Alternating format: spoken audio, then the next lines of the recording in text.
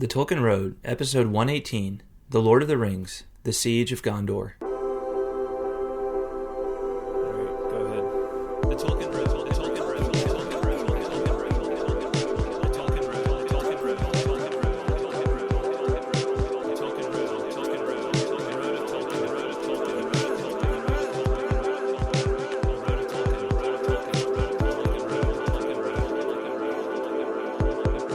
the Tolkien Road, the Tolkien Road, Hey there, fellow travelers. Welcome to the Tolkien Road, a long walk through Middle-earth.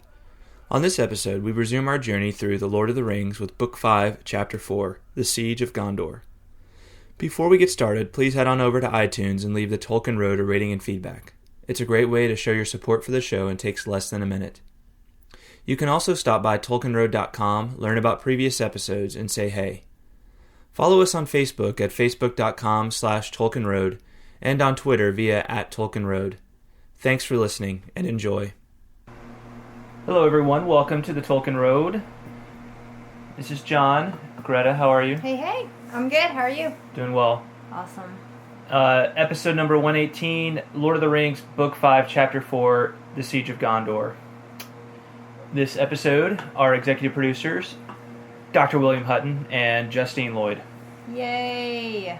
The two wonderful executive producers of our show.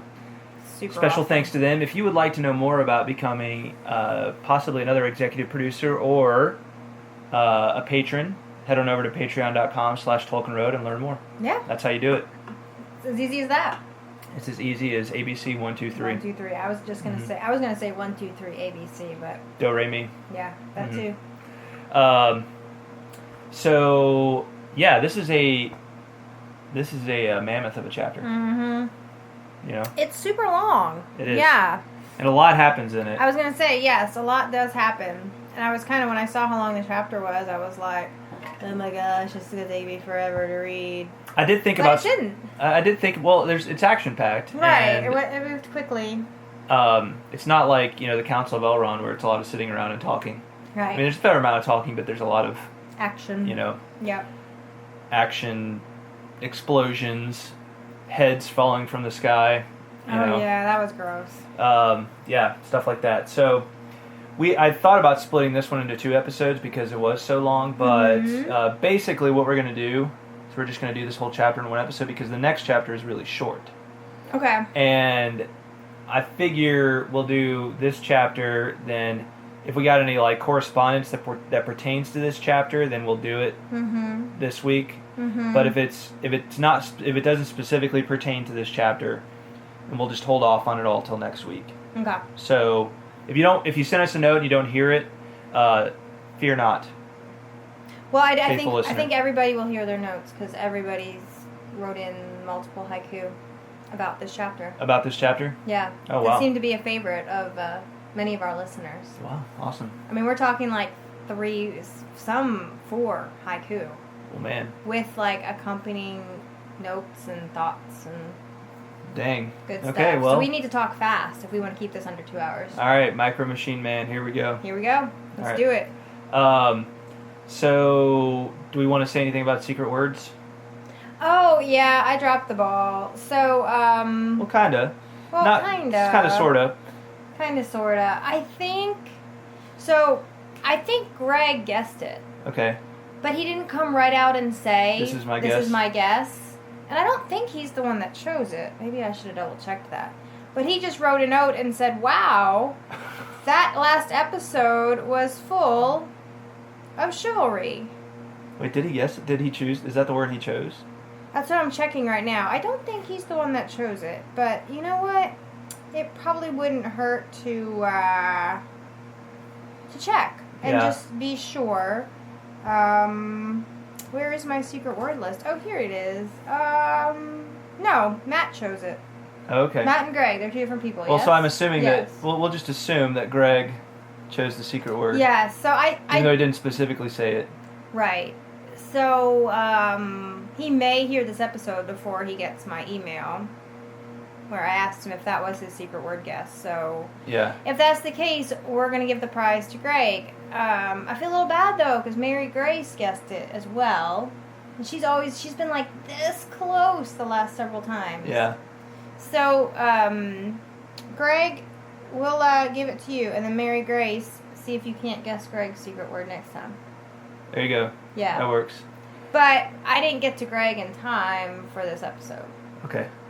Well, so send us your secret word. We won't do a secret word all right, this so week no because secret we didn't word? talk about it beforehand anyway, so you're going to have to Well, I could type it on my phone, or you could type one on your phone. Let's just hold off. Okay. Yeah, so we'll pick up the secret word next time. All right, so Greg, email us your secret word choice. That's right. Yeah. And if you know what, if you weren't guessing, if that really wasn't your secret word guess, and you want to give it to Mary Grace, let me know that too. Yeah? Right on. Okay. All right, let's do this. Let's do this. So, let's knock it out. The Siege of Gondor. So we left off with the last chapter with Mary riding along with the Rohirrim, along with Dernhelm, this mysterious rider who picked him up and decided to carry him on the horse with him to Wait, Pippin Gondor. or Mary? Mary.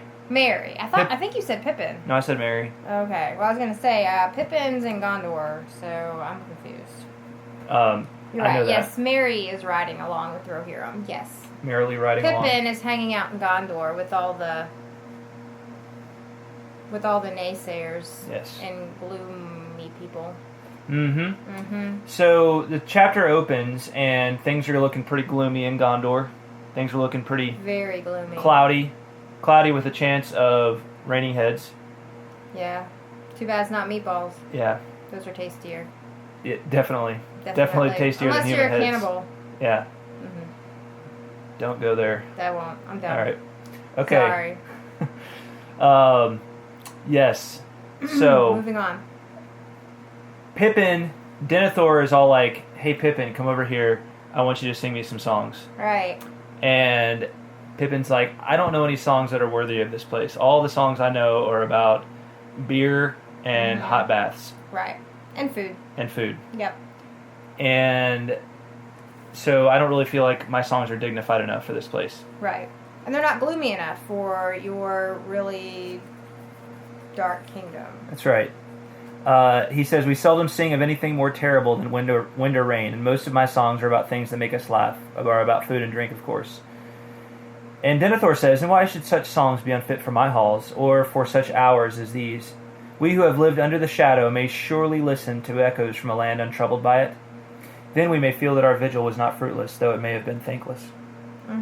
So Denethor's like, "Hey, go ahead and hit me with your best shot," but Pippin is still just not really not feeling it. And so Denethor sends him off to the armories of the Citadel to get dressed up for battle. Right. And by the time he's done, it says Pippin looked now, had he known it, verily, Ernil I Ferianath, the prince of the halflings, that folk had called him, but he felt uncomfortable, and the gloom began to weigh on his spirits. So it's interesting that this gloom that comes from Mordor is like this very oppressive thing. It's not just the weather, it's like, it's a spiritual kind of gloom, apparently. Right. Yeah, we've talked about this before. Yeah. Sorry, am I not allowed to talk about it again? No, it's okay. I'm just saying that. But it's a common theme throughout. No, it is. Tolkien, And I wasn't, trying to give you a hard time. I was just saying, yeah, we talked about it. Why don't you lead the discussion, Greta? No thanks.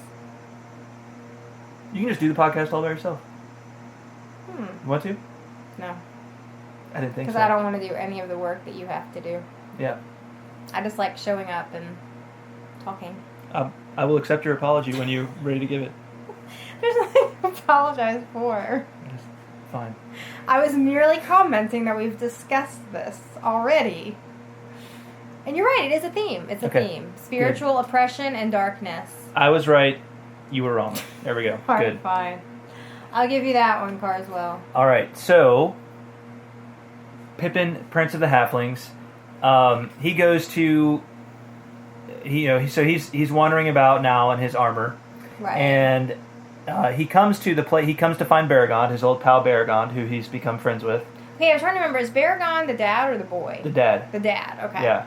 I couldn't remember. Baragond, and so they strike up a conversation. He says, "They have come. Take courage and look. There are fell things below." Reluctantly, Pippin climbed onto the seat and looked out over the wall. The Pelennor lay dim beneath him, fading away to the scarce-guessed line of the great river. But now, wheeling swiftly across it like shadows of untimely night, He saw in the middle, airs below him, 5 bird-like forms, horrible as carrion fowl, yet greater than eagles, cruel as death. Now they swooped near, venturing almost within bowshot of the walls. Now they circled away. "Black riders," muttered Pippin. "Black riders of the air. But see, Baragond," he cried. "They are looking for something, surely. See how they wheel and whoop, always down to that point over there. And can you see something moving on the grounds? Dark little things, yes, men on horses. 4 or 5. Oh, I cannot stand it. Gandalf! Gandalf, save us!" Another long screech rose and fell, and he threw himself back again from the wall, panting like a hunted animal. Faint and seemingly remote, through that shuddering cry, he heard winding up from below the sound of a trumpet ending on a long high note. "Faramir, the Lord Faramir, it is his call." Brave heart! But how can he win the gate, if these foul hellhawks have other weapons than fear? But look, they hold on. They will make the gate. No, the horses are running mad. Look, the men are thrown. They are running on foot. No, one is still up, but he rides back to the others. That will be the captain. He can master both beasts and men. Ah, there, one of the foul things is stooping on him. Help! Help! Will no one go out to him? Faramir! And with that, Baragond sprang away and ran off into the gloom. Ashamed of his terror, while Baragond of the guard thought first of the captain whom he loved, Pippin got up and peered out. At that moment he caught a flash of white and silver coming from the north, like a small star down on the dusky fields. It moved with the speed of an arrow and grew as it came, converging swiftly with the flight of the 4 men towards the gate. It seemed to Pippin that a pale light was spread about it, and the heavy shadows gave way before it. And then, as it drew near, he thought that he heard, like an echo in the walls, a great voice calling. "Gandalf!" he cried. "Gandalf! He always turns up when things are darkest. Go on, White Rider! Gandalf! Gandalf!" he shouted wildly, like an onlooker at a great race, urging on a runner who is far beyond encouragement. So, right as... so there's people... So Faramir and a small band of men are coming back to Minas Tirith from Osgiliath across the Pelennor, and they're being attacked by the Black Riders from here. Right. And it's Gandalf who rides out to protect them. And he kind of casts this light over them that protects them from the Black Riders. Yeah. So whatever disease the Black Riders are carrying, Gandalf apparently has the cure. So... Man, that Gandalf. Yeah. I want him on my side. Did you want to pick up your phone that you dropped in the middle of me reading? Yeah, sorry. I'll go ahead and give you time to do that. Thanks. Now that was... I hadn't remembered that Gandalf had left. Uh-huh. That he had. Yes. Okay. Was that the end of the last chapter that he left? Well, yeah. Because he's like out and about, right? I couldn't remember. He's off doing things because he's not exactly super welcome by Denethor. You know. Right. That's true. Yeah, they didn't really get along very well. And remember, Gandalf's job is not to sit in a tower somewhere and command things. Right. Gandalf is like the ultimate. Gosh, what's the right term for him? He's like. He's not some general who commands people. Right. He's like he's in charge of like bringing everybody together and of like coordinating all of the effort, coordinating everything. So in a way, he's like... It's like an MC. Well, he's like the ultimate, he's you kind of think of like generals a lot of times as being like, a lot of times they're almost like too old to go out and fight themselves, so they just end up having to tell other men what to do. Yeah. And Gandalf does that, but he's also out on the front lines himself. Mm-hmm. You know, yeah, like coordinating everything. And he's riding between different parties to try and make sure things go smoothly. So he's like the ultimate, and it's almost like that's what Saruman was supposed to be doing. But Saruman learned that he liked just sitting in the tower and having the good life, and building armies and telling people what to do. Right. Whereas but really the wizards were forbidden from doing those sorts of things, like building up their great armies and commanding. Right. them, Yeah. Yeah, I remember that. They had to use. They were supposed to be more of like persuasive, use their persuasion. Yeah. And that sort of thing. So Gandalf is out doing what he's supposed to be doing. Yeah. So he manages to save Faramir. Yeah. And so that's all well and good. Faramir makes it back to the city and goes to meet with Denethor, and he sees Pippin, and what's his reaction to seeing Pippin? Do you remember Faramir? Just generally speaking, what's his reaction to seeing Pippin? Oh, he's confused. Yeah. And surprised. Yeah. Because he's, it's the second Hobbit, or third Hobbit he's seen. Right. And he's like, whoa, it was weird seeing two before and now a third. Like, it was like... He's like... Mind blown. Whoa. Yeah. Another Hobbit? Right. What? Yeah. I wonder if he was like, wait, are you the one that I already saw and you, like, time traveled? Yeah. Because they probably all look the same to him, right? And this, his willingness to admit this right in front of Denethor ends up getting him in trouble because Denethor realizes... Oh, that he has found that you the had one a chance. carrying the ring. You had a chance to get the ring. Yes, and you didn't. Right. Yes, that's right. So it says, Faramir, as his story was unfolded of his meeting with Frodo and his servant, and of the events... Why don't you read this? Do you see where I am as his story was unfolded? As his story was unfolded.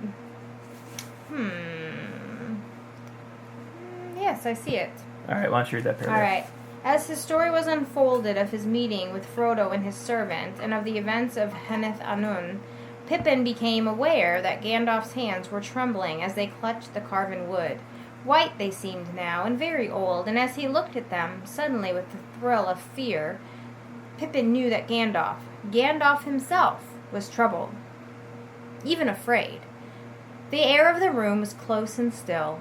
At last, when Faramir spoke of his parting with the travelers and of their resolve to go to Cirith Ungol, his voice fell, and he shook his head and sighed. Then Gandalf sprang up. "Cirith Ungol! Morgul Vale!" he said. "The time, Faramir, the time! When did you part with them? When would they reach that accursed valley?" "I parted with them in the morning, 2 days ago," said Faramir. "It is 15 leagues thence to the Vale of Morgul Dûn, and if they went straight south, and then they would be still 5 leagues westward of the accursed tower. At swiftest they could not come there before today, and maybe they have not come there yet. Indeed, I see what you fear, but the darkness is not due to their venture. It began yester eve, and all Ithilien was under shadow last night.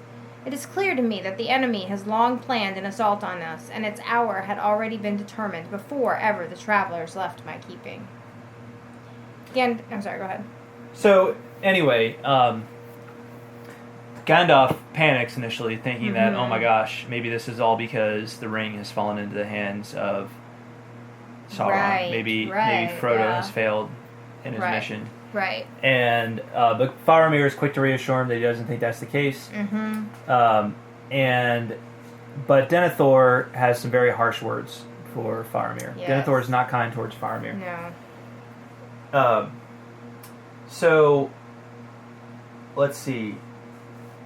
He asks his father, he talks to his father about strengthening the fords at Osgiliath, and he says, "I hope that I have not done ill." "Ill?" cried Denethor, and his eyes flashed suddenly. "Why do you ask? The men were under your command. Or do you ask for my judgment on all your deeds? Your bearing is lowly in my presence, yet it is long now since you turned from your own way at my counsel. See, you have spoken skillfully as ever, but have I not seen your eye fixed on Mithrandir, seeking whether you said well or too much? He has long had your heart in his keeping. My son, your father is old, but not yet dotard. I can see and hear, as was my wont, and little of what you have half said or left unsaid is now hidden from me. I know the answer to many riddles. Alas, alas for Boromir!" "If what I have done displeases you, my father," said Faramir quietly, "I wish I had known your counsel before the burden of so weighty a judgment was thrust on me." "Would that have availed to change your judgment?" said Denethor. "You would still have done just so, I deem. I know you well. Ever your desire is to appear lordly and generous as a king of old, gracious, gentle. That may well befit one of high race, if he sits in power and peace. But in desperate hours, gentleness may be repaid with death." "So be it," said Faramir. "So be it," cried Denethor. "But not with your death only, Lord Faramir, with the death also of your father, and of all your people, whom it is your part to protect now that Boromir is gone." "Do you wish, then," said Faramir, "that our places had been exchanged?" "Yes, I wish that indeed," said Denethor, "for if Boromir was loyal to me and no wizard's pupil, he would have remembered his father's need and would not have squandered what fortune gave. He would have brought me a mighty gift." For a moment Faramir's restraint gave way. I would ask you, my father, to remember why it was that I, not he, was in Ithilien. On one occasion, at least, your counsel has prevailed, not long ago. It was the lord of the city that gave the errand to him. Stir not the bitterness in the cup that I fixed for myself, said Denethor. Have I not tasted it now many nights upon my tongue, foreboding that worse yet lay in the dregs? As now indeed I find, would it were not so, would that this thing had come to me. Comfort yourself, said Gandalf. In no case would Boromir have brought it to you. He is dead and died well. May he sleep in peace. Yet you deceive yourself. He would have stretched out his hand to the thing, and taking it, he would have fallen. He would have kept it for his own, and when he returned, you would not have known your son. The face of Denethor is set hard and cold. You found Boromir less apt to your hand, did you not? He said softly. But I, who was his father, say that he would have brought it to me. You are wise, maybe, Mithrandir, yet with all your subtleties you have not all wisdom. Counsels may be found that are neither the webs of wizards nor the haste of fools. I have in this matter more lore and wisdom than you deem. So, Denethor basically says to Faramir, I wish that you were dead and Boromir was here. Yeah, it's right? pretty harsh. Very harsh. Yeah. But I think Faramir honestly handles it all pretty well. You know? Yeah. No, he does. You're right. You're absolutely right. Except he does storm off eventually. Well, yeah, but I mean, all things But he considered, being told by lose your his father that cool. I wish you were dead compared to your son. Like Yeah. that's, if all you do is storm off, that's pretty. Yeah. That's handling it well, I think. No, I think you're right. And this was like, I feel like I didn't really like Denethor to start with. Right. But then this happens, and I'm like, okay, there's no way I can never like you ever again. Right. Like, what a horrible father. Yeah. Horrible. And he's so full of himself. I think that's what really, like, he thinks he knows better than Gandalf. Mm-hmm. Like, he's like, oh yeah, I know no one else has been able to master the ring, but I could. Right. And I'm like, who do you think you are? Yeah, well, he's I guess he's, I don't know if you would call it delusional in that way, but like, he really thinks that he'd have the strength not to use it. He basically says, if I had it, we'd just put it away. Mm-hmm. We'd bury it. We'd put it in safekeeping. Yeah. And Gandalf's just like, you should have been there for our conversation at the Council of Elrond when we talked about that possibility, and guess what? All of us folks didn't think that was possible. Right. And sorry, maybe you could have come. Right. And set us straight. Right. And he says that he has more lore and wisdom than you deem. And I'm like, really? Like, so Elrond plus Gandalf plus, Galadriel. Like, really? You know better than all of them? Now, to be fair to Denethor, okay? Mm-hmm. Denethor has been basically carrying the defense of all of the free lands of Middle-earth on his shoulders for his entire life. He's been the steward. He's been the steward for a long time. I didn't look up, in fact, how long he's been the steward, but he's been the steward for some time, and maybe let's look that up. But, just think about that. Like, think about the toll that would take on somebody, and, he's like, oh, yeah, sure, I'm sure Elrond, thought it was fine sitting up there at his little, forest retreat, having it pretty. I'm sure he thought it was okay to just send the ring on into Mordor to try to destroy it. I'm the one who's sitting here losing people every day. Right. Seeing, the enemy knocking at my gates. Right. Yeah. And, so, you gotta... You don't want to write... That's true. That's a good point. And I'm not saying that Denethor is a likable character, but you don't want to write him off too quickly in the whole story about him, right? Like, yeah, that's true. He was, let's see, so it says he was born in 30 age 2930. Let's see, he became the 25th steward of Gondor in 2953 at the age of 23. Let's see, he succeeded his father as Denethor II in 2984. So I'm sorry, Ecthelion became the 25th ruling steward. So Denethor was 54 when he became the steward. And then, let's see, when is it that this battle takes place? It's taking place in...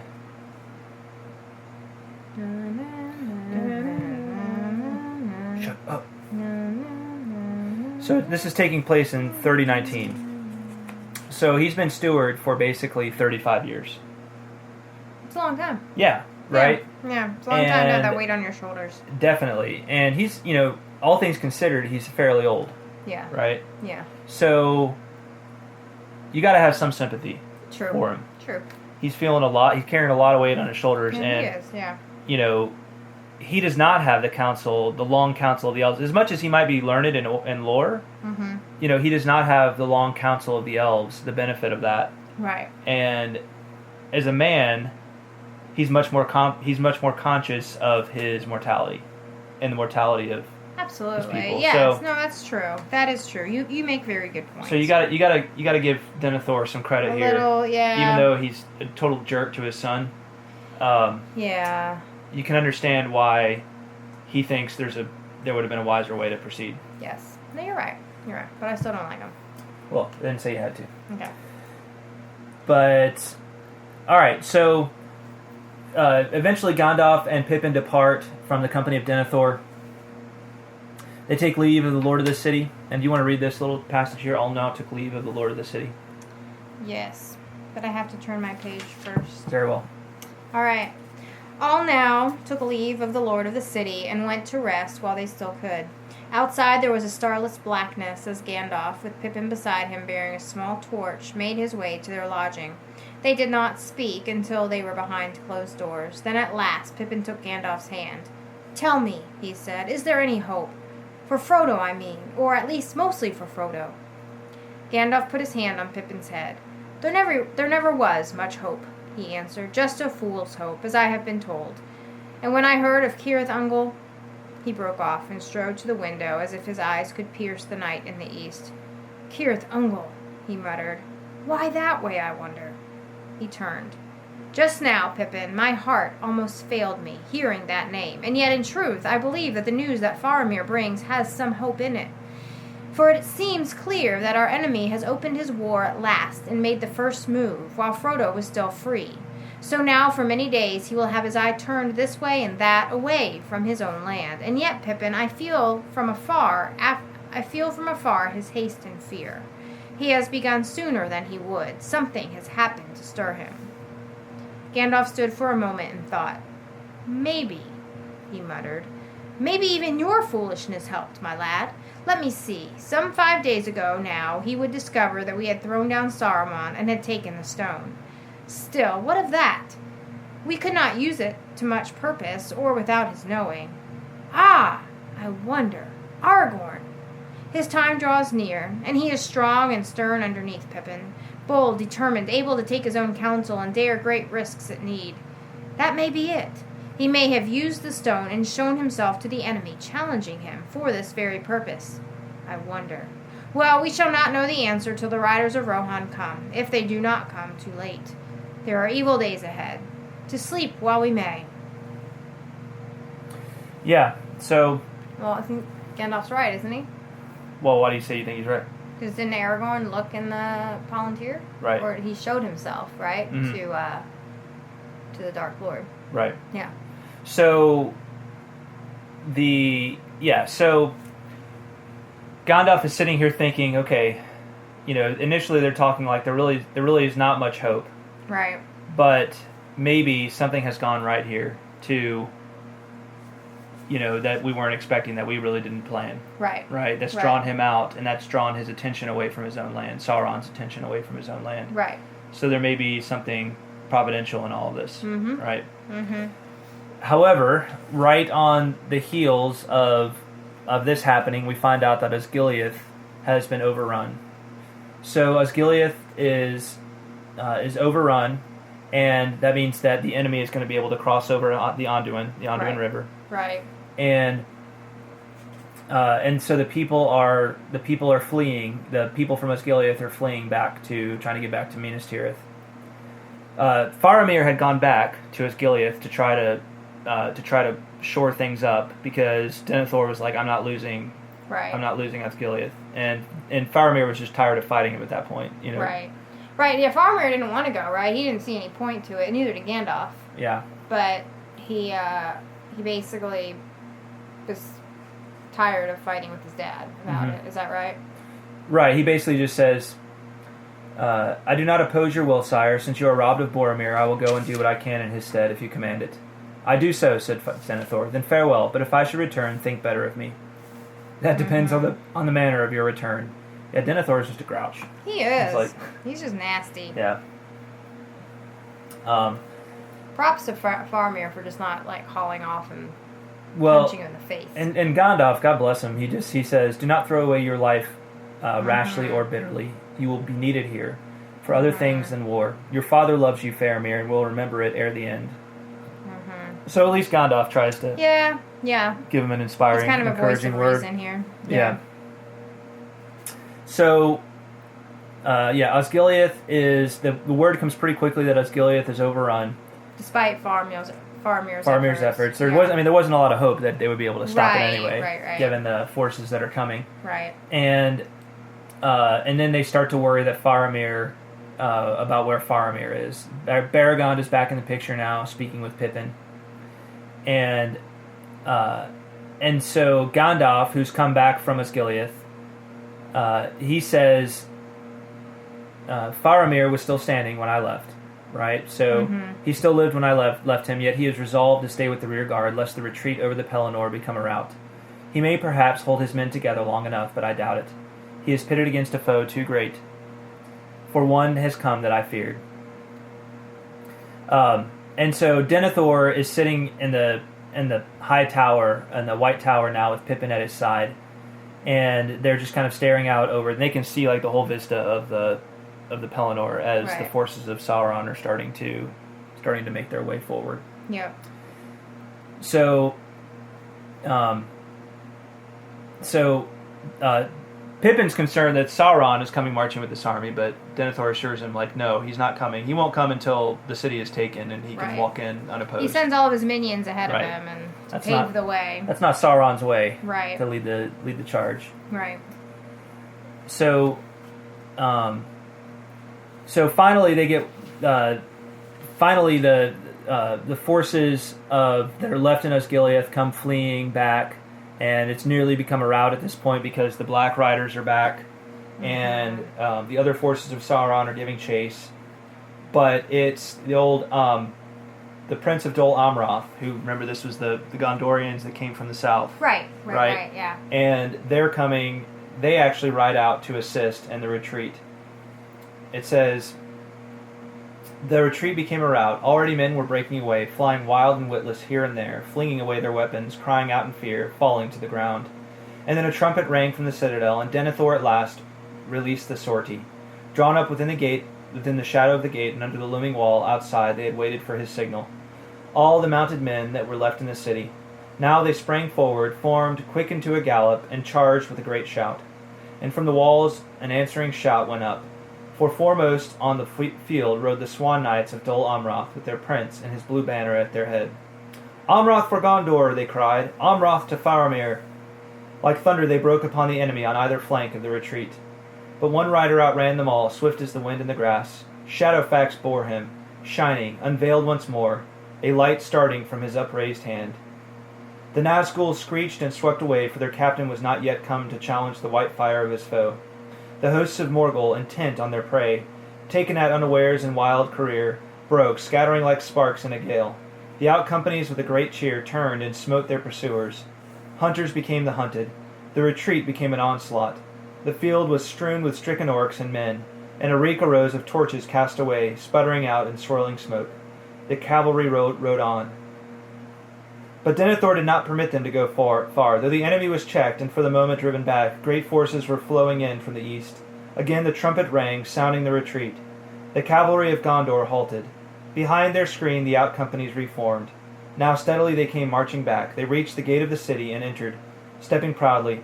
And proudly the people of the city looked on them and cried their praise, in that they were troubled in heart, for the companies were grievously reduced. Faramir had lost a third of his men. And where was he? Last of all he came, his men passed in. The mounted knights returned, and at their rear the banner of Dol Amroth and the prince. And in his arms before him on his horse, he bore the body of his kinsman, Faramir, son of Denethor, found upon the stricken field. So things are not looking good for Faramir. He was grievously injured. With a poison arrow. Yeah, in the field of battle on the retreat. Mm-hmm. And he's not dead, but he's in pretty bad shape. Yeah. Very bad shape. Yeah. So, Noble, a little bit of a small victory in the midst of this wave of the forces of Mordor coming upon them. As the forces of Dol Amroth go riding out. Right. To help the retreat, and so they actually succeed in pushing back and actually doing some damage to the advancing forces. Right. But all it does is hold them off for a little while. Right. Really. Yeah, that's what I was going to say. It's not enough to really stem the tide. Just basically delaying the inevitable. Yeah. It's part of the long defeat. Exactly. Yeah. Long defeat. Long defeat. Good term. Mm-hmm. Yeah, one of Tolkien's favorite. Indeed. So Faramir is not in good shape. Denethor sees this, and it says at the end of this little section that the face of the Lord was gray, more death-like than his sons. Mm-hmm. So, Denethor, I think maybe this is where he remembers his love for his son. Yeah, and he realizes, I did Yeah. this because I'm a total jerk. Mm-hmm. Mm-hmm. It's my fault. Yeah, I think you're right. And so Denethor we're going to find out, is pretty, is just pretty upset by all this. Yeah. So this really brings, starts to bring the second day to an end. The forces, they can tell the forces of Mordor are starting to stack up outside of the walls of Minas Tirith. So basically... So they've shut the gate, right? And everybody is inside. Right. And has not fallen. The Pelennor fields are quickly kind of filling up, though, with the forces of Mordor, we find out. So they're basically just in, survival mode at this point, right? I mean, they're not going out and trying to fight any longer. They're holed up, right? Praying that help will come. Exactly. Yeah. The Nazgul came again, and as their dark lord now grew and put forth his strength, so their voices, which uttered only his will and his malice, were filled with evil and horror. Even they circled above the city, like vultures that expect their fill of doomed men's flesh. Out of sight and shot they flew, and yet were ever present, and their deadly voices rent the air. More unbearable they became, not less, at each new cry. At length even the stout-hearted would fling themselves to the ground as the hidden menace passed over them. Or they would stand, letting their weapons fall from nerveless hands, while into their minds a blackness came, and they thought no more of war, but only of hiding and of crawling, and of death. So it's Gandalf who starts to take command of the last defense of the city of Gondor. So this is officially when Gondor is, when Gondor is under siege, right? So to be under siege means that you're... I was just going to ask you what that meant. Well, I'm going to tell you. Awesome. To be under siege means that you're within a fortress of some sort, and there's forces surrounding you, right? Okay. So there's no way out, but it's really not easy for them to get in either. Okay. So a siege state is it was really a very ancient mode of warfare for a long time, where you would basically have, when they would build large cities with large walls around them to protect them. Mm-hmm. And you basically bring all your forces back in, right? And you hope that using all of the ramparts and everything that you have upon, the walls of your city, that you can, have people with arrows and that kind of thing, right? That you can resist, that you can just hold out against those forces long enough, right? Now, the problem is, of course, food, right? Supplies. They have some stores. They have some stores, but how long will they last? That's the whole question. Right. Yeah, that makes sense. That's really when the offensive. So the defensive are the ones that are inside the city. The offensive people are the ones outside the city trying to get in, trying to bust it down. Right. And so the offensive aim in a siege is to basically get the people within the city to a point where they can't survive without bringing the battle out, without coming out. Gotcha. Yeah. Gotcha. So, so that would be, if that were the case, this chapter might really drag out. But it turns out the forces of Mordor had been planning for such a siege, and we'll find out a little bit more about that towards the end of the chapter. So they have a plan to basically overcome a long siege, to bring the siege to a head, and break into the city. Does. No, the forces of Mordor do. Oh, right. So we'll find out more about that. But meanwhile, we've got the situation with Denethor and Faramir. And basically Denethor... This was weird to me. I thought I was misreading it at first, and then I was like, oh no, he's actually doing this. Yeah. Yeah. Well, tell me more. Like... Oh, yeah, so he's keeping vigil right by Faramir's bedside, and Pippin's there trying to comfort him, but then eventually he basically starts this procession. He tells people, like, pick up my son, put him on a stretcher, and he starts leading this procession to the tombs, right? I mean, they have a special name, right? But it's where all the stewards of Gondor have been buried, right? Right. And so he leads this procession to the tombs with Faramir and has him laid out, and then he lays down beside him. Right. And I'm like, dude, you're both still alive. What are you doing in the tomb? Well, so let's get inside Denethor's head. I mean, Denethor is basically, what he says is, why? Why do the fools fly? Better to burn sooner than late, for burn we must. Go back to your bonfire, and I will go now to my pyre, No tomb for Denethor and Faramir, no tomb, no long, slow sleep of death embalmed. We will burn like heathen kings before ever a ship sailed hither from the west. The west has failed. Go back and burn. The messengers without bow or answer turned and fled. So what does that mean? What does that all mean about, like, we will burn like heathen kings before ever a ship sailed hither from the west? The west has failed. So heathen is like a term, it's like heathen peoples. This is an antiquated term, but basically the heathen are like the nations, the peoples out there who do not have knowledge of. This is a term that goes back into like, into like kind of Christian civilization, right? And it very heavily used in like Western civilization, this concept of the heathen. The heathen are like the people who have not heard the gospel yet, right? So these are the people that have not, even been brought the good news. So when he refers to the heathen kings of old, he's talking about these men who basically labored and fought with no ultimate real hope, right? So in this context, what does that mean? Because this is all pre-Christian. Everything in Lord of the Rings is pre-Christian, right? So why is this term even relevant? Well, the light that they did have, kind of the religion, if you will, of this time was the religion of Valinor, right? That there was this blessed realm, right? Yeah. Where the Valar lived, okay? Where that Gandalf had come from. Yes. Okay. Yep. And then the Númenóreans had been given this land that was halfway between the Blessed Realm and the rest of Middle Earth, right? Yeah. So when you talk about them coming out of the west, the kings coming out of the west, that's what they're referring to, is these people coming out of Númenor to bring the light of Valinor, right, to the peoples, to the men of Middle Earth who were under the shadow of Sauron for all that time.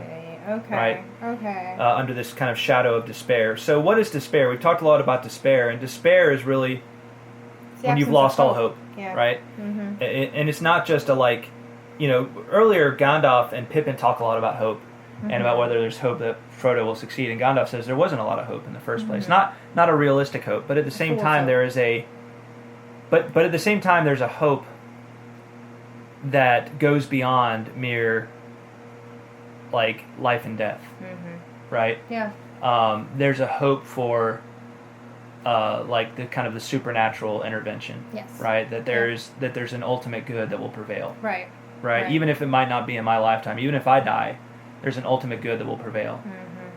There's something that will come to deliver freedom to people once more, and the shadow won't always hold sway. Right. And that's the problem with Denethor here, is he gives up. He's given up. He's given up the faith of Númenor, if you really want to break it down and put it in those terms, right? Interesting. He's broken faith with the religion of Númenor. If you go back to reading Akalabaith, right? We talked about Akalabaith, and how they had kind of a religion when it came to the people, like to the Blessed Realm and to the Valar and that kind of thing, right? Yeah. And to the worship of Iluvatar, who's the true God, right? And eventually that became almost, Sauron corrupted them, and it became almost this worship of Morgoth, right? Yeah, yep. And that was kind of the beginning of the downfall of Numenor. Well, but that is the faith that the peoples of Gondor and of Arnor carried into this new world, right? To deliver the people from the influence of Sauron, which basically says that your life, men, is worthless, right? You live this short, brief life, and it's miserable, and it's all worthless, and there's no hope. There's no ultimate hope for you. The best you can hope to be is a happy slave, right? Yeah. Instead of truly free. And so Denethor has given up the faith of Numenor, basically, here. He's despairing of any hope. That's what he's talking about when he says the West has failed. Okay. Right? I see. The heathen kings of old are those kings that never knew that Numenor, the light of Numenor never reached. So he's saying Right. that he's basically like one of those. Right. It's like things are so dark now, it's like we never had light to start with. Yeah, and it's interesting. This is a very, I've talked about this on past episodes, but this is a very important concept to Tolkien. If you go back and read his essay on Beowulf, he talks a lot about how Beowulf was this poem. Like Beowulf is also often misunderstood because it's kind of it reflects this meeting point between sort of the time when the Northern European peoples were kind of these heathen peoples and still had a lot of heathen beliefs, but they were slowly becoming accustomed to the Christian gospel, right? And they were slowly starting to kind of like come over to those beliefs. Yeah. And so Tolkien loved the people, the kind of the heathen peoples of old, and especially loved the peoples who fought for a hope that they didn't know anything about, right? Who fought. He talks about this some in that essay, that they, even as they labored, actually in Mythopoeia he refers to this too. Like they fought under a shadow, not knowing, they had this sense that there must be kind of some hope beyond the shadow of death for happiness in the end, but they had no actual factual knowledge of what that might be. They just had kind of this spiritual hope within themselves. Okay. So this is this concept that he brings in, that he introduces here with Denethor despairing, is a very important one to Tolkien. But nevertheless, Denethor despairs, and the fruit of that is that he decides that he's going to burn alive, and he's going to go to his funeral pyre, so he's going to be burned alive, and Faramir as well, who he just assumes is going to die anyway. Right. So. Right. Yeah, pretty horrible. Pippin's really horrified. Dark, really dark. Yeah. I did think it was interesting where when was it Gandalf or who says it? Somebody says messengers. Messengers said that men are flying from the walls and leaving them unmanned. Oops. Sorry. John, knocking over our fan. Unbelievable. But anyway, so the messenger said that men are flying from the walls and leaving them unmanned, and then Denethor says, "Why? Why do the fools fly?" And I thought it was a cool, like, that whole fools flying thing, right? Fly, you fools. Fly, you fools. Yeah. So anyway. That must be another one of Tolkien's favorite alliterations. Fly, you fools. Fly, you fools. Why do fools fly? Yeah. Yes. Interesting. Anyway. But yeah, this is super, super dark. And the whole burning alive thing, like, he's just going to burn with the city, right? Yeah. I mean, he's not... So that's interesting. No, he tells them, like, He tells them to set his thing on fire? Yeah, he says, I want you to go and get fast-burning wood and douse it with oil and be prepared to set me on fire when I tell you to. That's right. Yeah. That's right. He means business. That he had done that. So he is essentially committing suicide. Yeah. Okay. Yeah. He's basically saying, I don't want my body to be left for Sauron and his forces and his minions. Okay. Right? Okay. I must have misread that, because I thought that he was just going to lay there and wait for the city to be taken, and that he would just kind of burn with the city. But that's not the case. No. Okay. I was being a little too optimistic, I guess. Yeah, Denethor is completely given over to despair here. Yeah.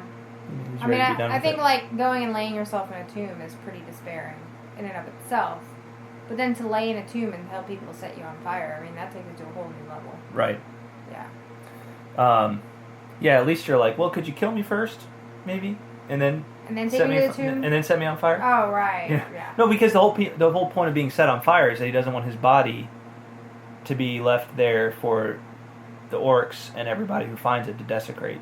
You know what I'm saying? He wants it. Basically, he wants it. Because then they're going to come along and they're going to like chop his head, chop the head off and be like, oh, here's the steward of Gondor, and they're going to like wear it themselves, and I see what you're saying.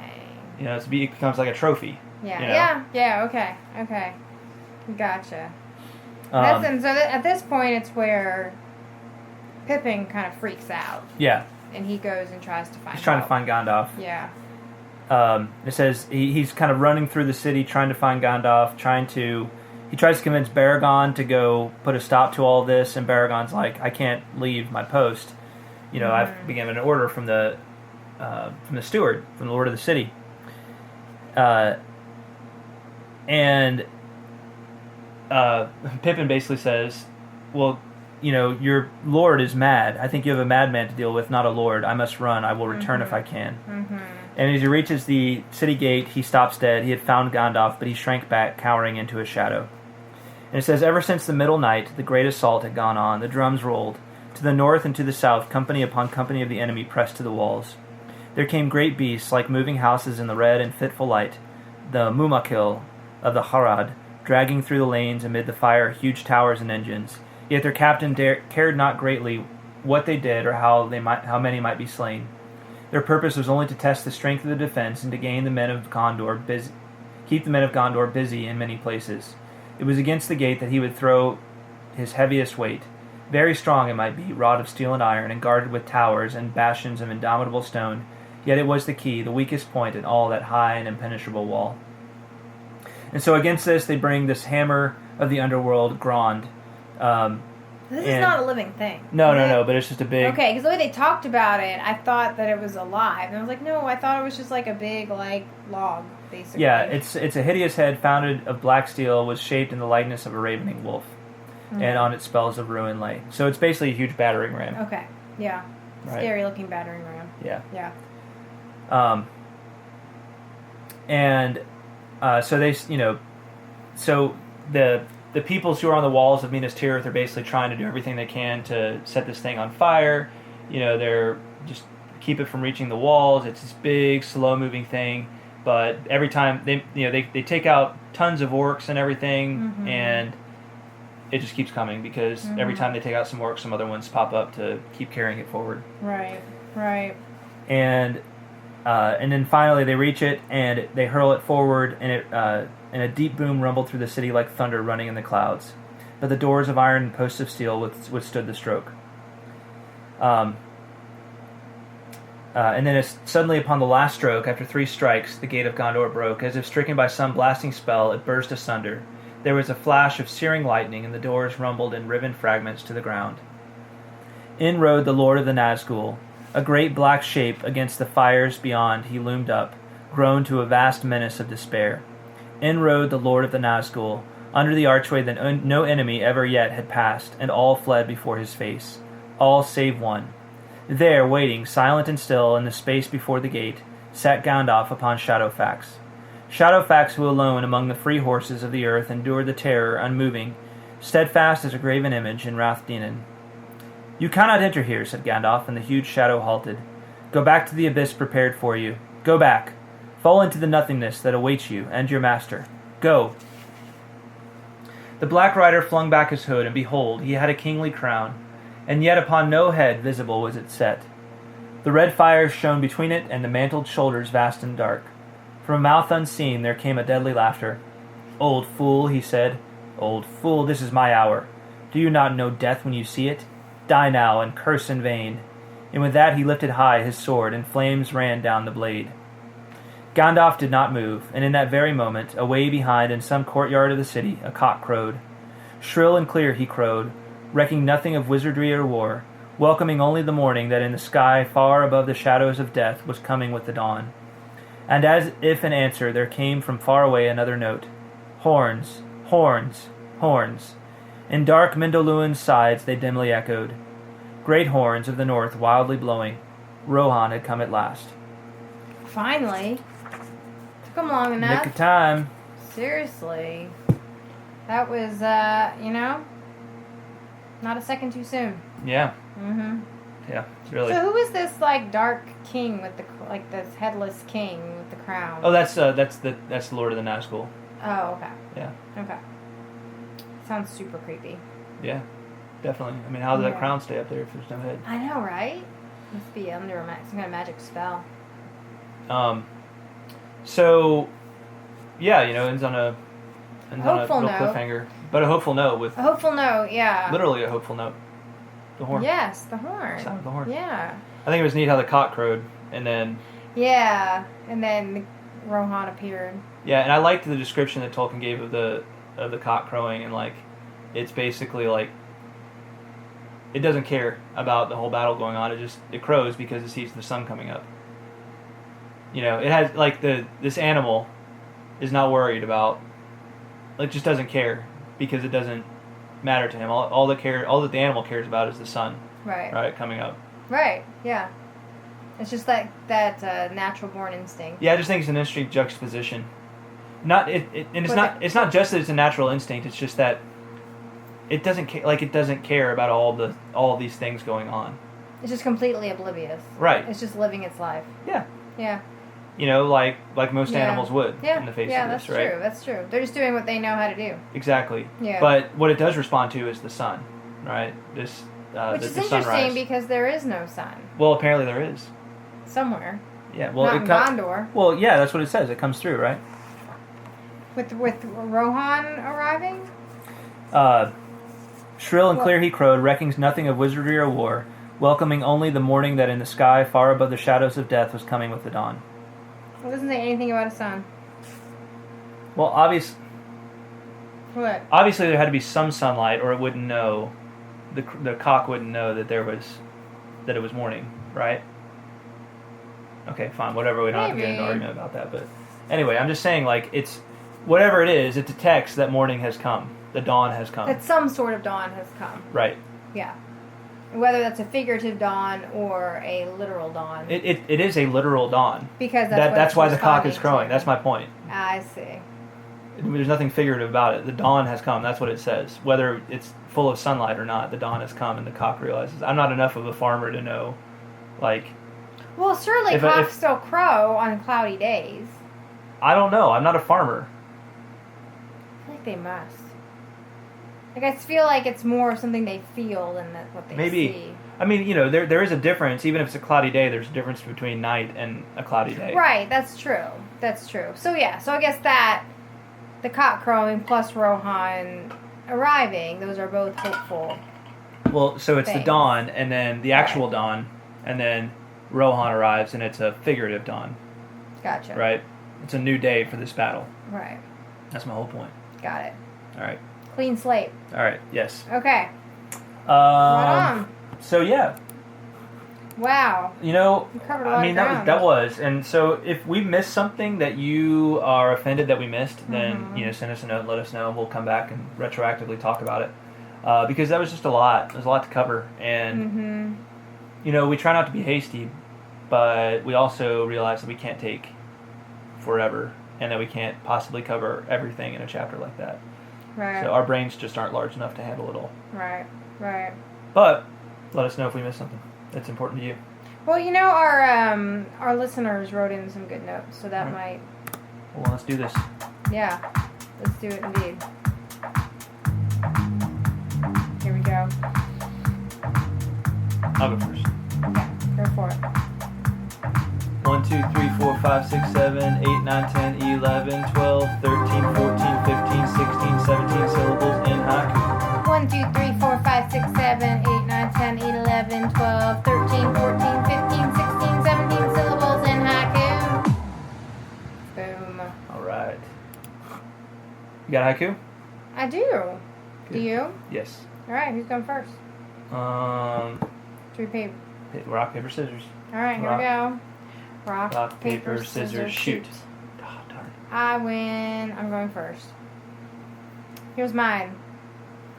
Gloom grows as... Did I say gloom or gloom? Gloom. Okay, good. Sorry. Alright, here we go. I'll try again.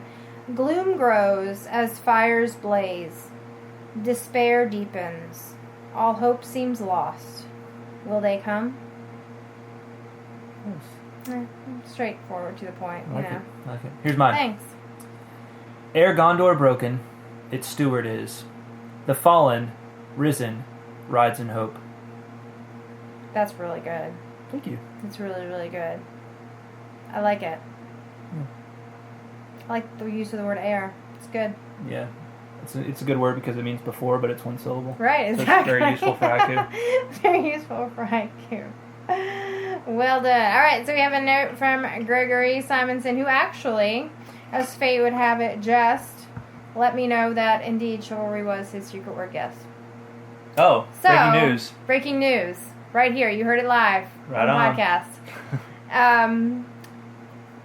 Email is a most wondrous invention. So, Greg, you get to pick our secret word for the next episode. Yeah. Let us know what it is.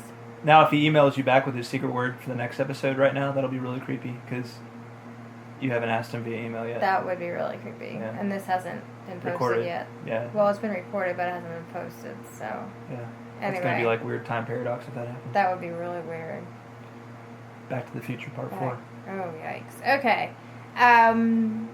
But going back in time to the first email that Gregory sent, he sent several haiku. Here's his first one.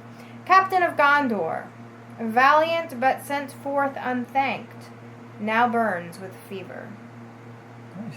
That's really good. Right. He says, until this reading, I hadn't caught the observation that the Númenórean blood seems to shine through more in Faramir and Denethor. Could Faramir reflect the faithful Númenóreans that follow Elendil and Denethor, the beginnings of what started the others down the wrong path? Interesting. Interesting thought. Yeah, definitely. I mean, I would say the way Faramir carries himself is more like Aragorn. Yeah. You know? Yeah. Absolutely. And he says, speaking of Denethor, here is haiku number 2. And I'll let you read that one. Steward of Gondor, trusted with guarding the realm, descends to despair. Mm-hmm.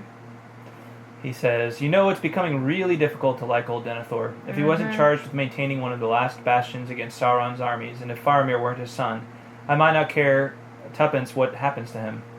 But charitable thoughts.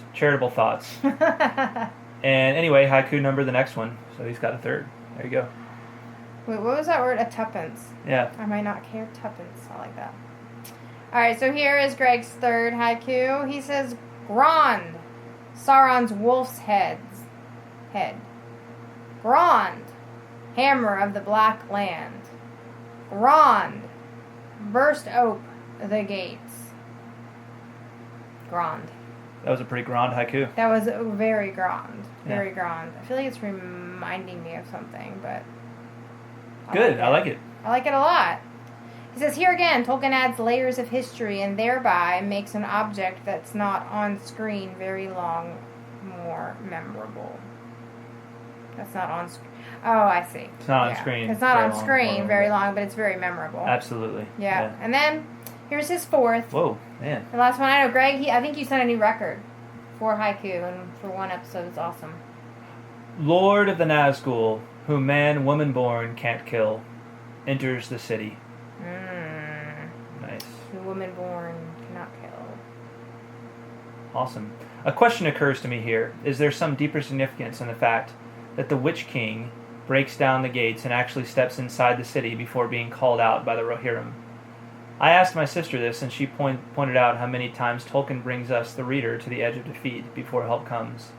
What say you? So, the fact that the Witch King breaks down the gates and actually steps inside the city before being called out by the Rohirrim. So he's the Witch King, as who Gandalf has the standoff with at the end, right? Is there some significance to it? You know, I mean, I don't know. I hadn't thought about, like, the big picture significance, but I think it just builds the dramatic tension of it all. Yeah, you know? Absolutely. That the gate is broken.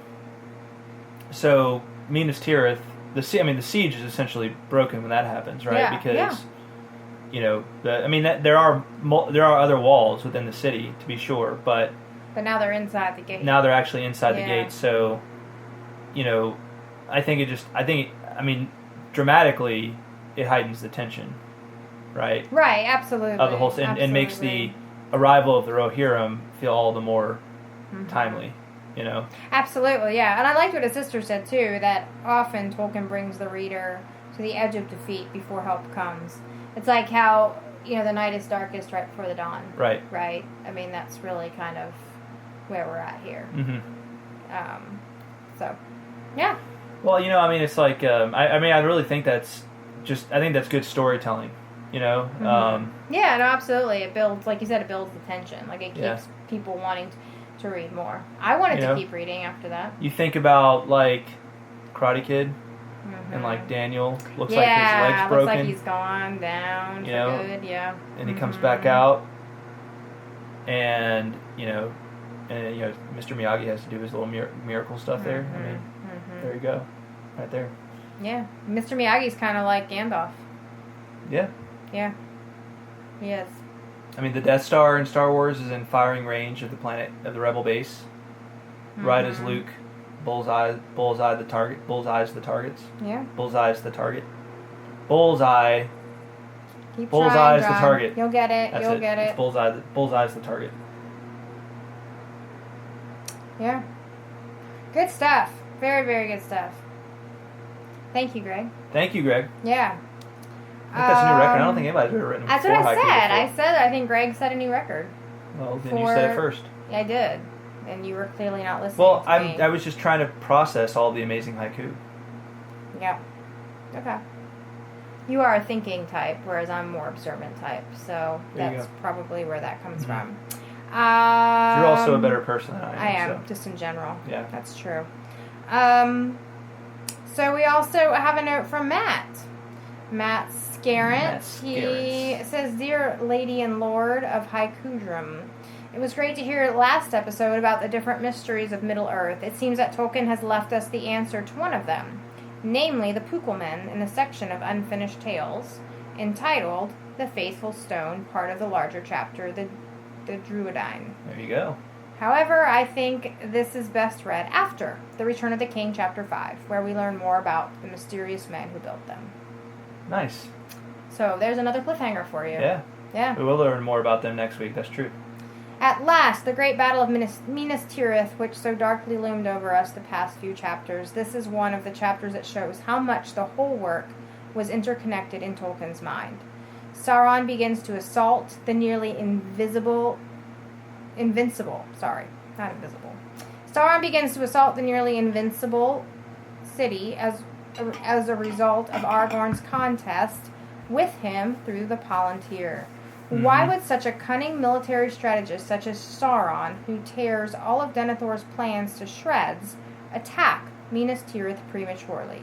He fears Aragorn. A doubt gnaws his heart that Aragorn has the ring, a doubt that forces of West exploit later. It's brilliantly woven together. Anyway, enough of military analysis. The last paragraph of the chapter is one of the greatest poetic passages in the book. It just naturally lends itself to reading aloud. And you did read it aloud for us. Mm-hmm. So good job. So, he said this is turning into a longish email, so without further ado, my haiku. Right on. All right. And Matt sent us 3. Awesome. So this was a popular chapter. All right, so here's Matt's first haiku. The valiant Nope, you have to read this one. Sorry. The valiant halfling, now Ernil y Feriana, goes to earn his sword. Yep. Nice. Prince of the Halflings. Mm-hmm. Second haiku from Matt. Hammer of Morgoth. Ancient evil unleashed. Grond. Ravening wolf. Ravening wolf. Yeah. Ravening wolf. Grond. That's what it reminded me of. Gronk. Oh, Gronk. That's Gronk almost smash. like, yeah, Gronk smash. Ron Gronkowski. Yes. I like Grond much better, though. Grond. I'm going to try that again, because I messed it up. Hammer of Morgoth, ancient evil unleashed. Grond, ravening wolf. Good stuff. Yeah. Captures the whole essence very well. The essence of Grond. Horns of the North, Wildly on the wind they blow. Dawn has come at pass. Sorry, Matt. Try again, It Johnny. was so good until I did that. Uh-huh. Horns of the north. Wildly on the wind they blow. Dawn has come at last. I love the alliteration. Yeah, in that wildly on second the wind. stanza, yeah. That second line. Awesome. That's really good, Matt. Really, really Well good. done. Matt says, keep making great episodes, and a shout out to all the great listeners. Haiku. Nice. So air 5 to everybody. And then he says, your friend on the walls of the Tower of the Guard. How nice. Yes. I like that. How nice. How nice. All right. Good stuff, Matt, always. Thank you. Yeah, thanks, Matt. We have 2 haiku from Josh. Superfan Josh, here's his first one. Light and shadow clash. The Witch King charges and the wizard stands. To war! Good stuff. Mm-hmm. Witch Kings versus wizards. Despair has taken thee, and to thine rest in flames goes thee, Denethor. I rest in flames. Doesn't seem very restful. No. Sounds painful. Yeah. That's about the worst way of dying I could possibly think of. Yeah, no, I totally agree. You know, I actually just, another book that I read recently, suicide's kind of one of the themes of the book, and it actually discusses different means of suicide. Oh, goodness gracious. And people are just like, why not just take pills? Like, that's just, Yeah. you know?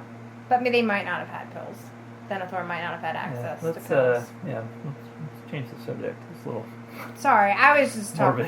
morbid. I wasn't trying to be morbid. Well, I know. It's just like, then we don't want to turn this into a discussion of like, what's the best way to commit? Like, that's, it's just not. No, I agree. Yeah. I was just making a comment. I know. I agree. I'm not trying to make you Burning feel would bad. not be my first choice. It's just not a pleasant topic. No, at all. it's not. I realize that like the longer we drag it out, Yeah, that's the probably worse it'll true. go. So let's lighten the mood a little Yes, bit indeed. here. Mary Grace, super fan Mary Grace. She has 2 haiku. Here is her first one. Utter dark despair. My life is broken. Death is all that's left for me.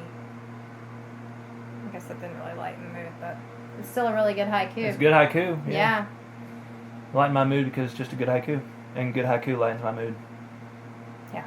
Right on. Right. Absolutely. To the valley of the shadow of death, Rohan rides to Gondor's aid. Nice. Very nice. Oh, and she has a Very little PS here. I did the math and realized I've been listening to this podcast for 2 years. Normally, I'm not a podcast person, but you all have kept my attention and fierce admiration. Woo! I'm excited to keep following the Tolkien Road podcast down the road. Right on. Awesome. Well, we're excited to have you keep listening Awesome. and send an awesome haiku and correspondence. Thanks, Yes, Mary Grace. Thank you, Mary Grace. And thank you to all of our listeners. Yeah. They really do. And Mary Grace and her brothers did a little something that I haven't had a chance to throw together yet, but I've got to. So Mary Grace, we got the note, and I need to figure out how to open that file that she sent us. So hopefully for next episode, we'll have it all together. We'll have it all together. Yeah. Do we want to tell people what it is or keep it a surprise? We'll keep it a surprise. Okay. I'm hoping I'll be able to get to it by next episode. So. Okay. I gotta work some of my computer skills though. Well, it's a surprise worth working and waiting for. That's right. So. Exactly. So, yeah, stay tuned. And I think that's a wrap. That's on a wrap? this episode. We wrapping? Yeah, we're wrapping. There we go. That'll lighten the mood. Nicely done, John. All right. Nice. Yeah. Yeah, so next time, Book 5, Chapter 5, Which is The Ride of the Rohirrim. The Ride of the Rohirrim. So it's a short chapter, but send us haiku. It's an inspiring chapter. I like inspiring. Yeah. Yeah. And yeah, things are getting interesting. So let's hear what you got, people's listeners. Yeah. So thanks for listening, and let's see. We want to give a special shout out to our patrons, executive producers William Hutton and Justine Lloyd. And our other amazing patrons, Shannon Stockbridge, Josh Sosa, Brian Orr, Margaret Lyon, Emilio Perea, Zeke Farmer, Caleb Santana, James Applegate, Caitlin Fascista, Matt Scarrance, Al Taylor, Per Brenner, James Lindberg, Chris Loftus, and Lawrence McGowan.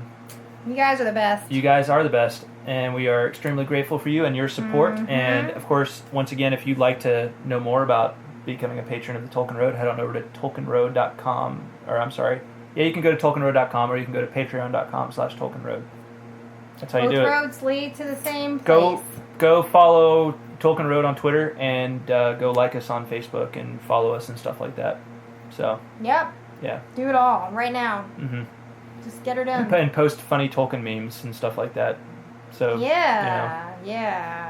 do it Right now. Without delay. Be hasty. Why aren't you doing it yet? Right, exactly. Stop listening to us and go do what we told you to do. That's right. Yeah. All right. All right, guys. Well, thanks for listening. Yep. Thanks for listening, everybody. We will talk at you next time. Indeed, we will. Bye-bye. Bye, y'all.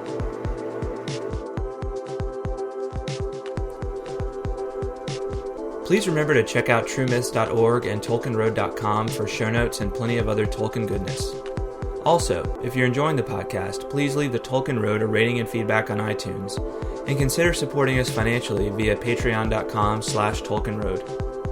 On our next episode, we'll continue our journey through The Lord of the Rings with Book 5, Chapter 5, The Ride of the Rohirrim. Please send haiku or other correspondence to tolkienroadpodcast@gmail.com. Thanks for listening, and until next time, the road goes ever on.